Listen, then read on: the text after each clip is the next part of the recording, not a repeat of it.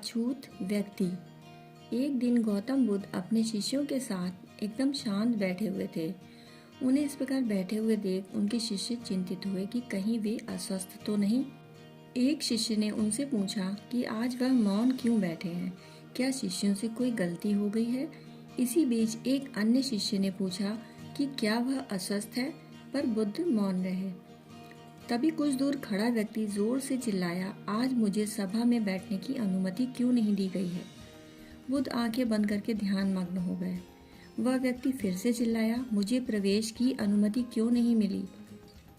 इस बीच एक उदार शिष्य ने उसका पक्ष लेते हुए कहा कि उसे सभा में आने की अनुमति प्रदान की जाए।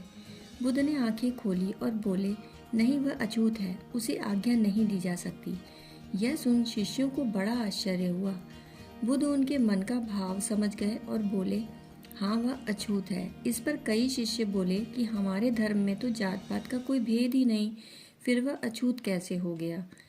तब बुद्ध ने समझाया, आज वह क्रोधित होकर आया है। क्रोध से जीवन की एकाग्रता भंग होती है। क्रोधी व्यक्ति प्रायः मानसिक हिंसा कर बैठता है, इसलिए वह जब तक क्रोध में रहता है तब तक अछूत होता है। इसलिए उसे कुछ समय एकांत में ही खड़े रहना चाहिए। क्रोधित शिष्य भी बुद्ध की बातें सुन रहा था। पश्चाताप की अग्नि में तपकर वह समझ चुका था कि अहिंसा ही महान कर्तव्य व परम धर्म है। वह बुद्ध के चरणों में गिर पड़ा और कभी क्रोध न करने की शपथ ली।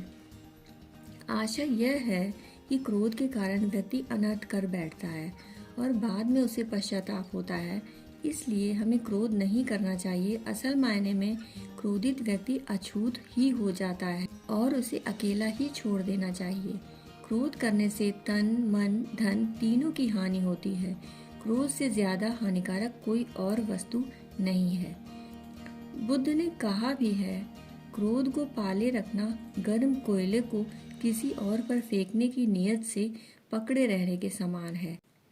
इसमें आप पहले स्वयं जलते हैं। कहानी सुनने के लिए आपका बहुत बहुत आभार।